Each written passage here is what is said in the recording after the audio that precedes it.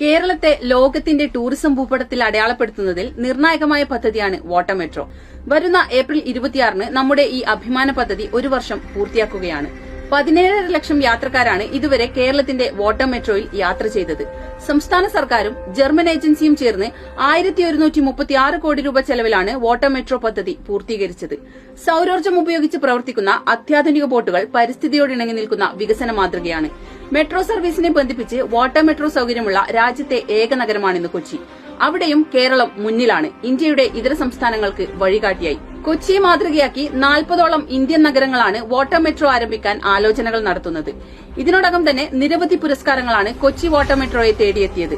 ഗുസീസ് electrics boat award, Economic Times energy leadership award, maritime മേഖലയിലെ Shiptech പുരസ്കാരം, international project management association പുരസ്കാരം തുടങ്ങിയവ അതിൽ ചിലത് മാത്രം. സഞ്ചാരികൾക്ക് കൊച്ചിയുടെ കായൽ സൌന്ദര്യം ആസ്വദിച്ച് യാത്ര ചെയ്യാനും വാട്ടർ മെട്രോ വഴിയൊരുക്കി.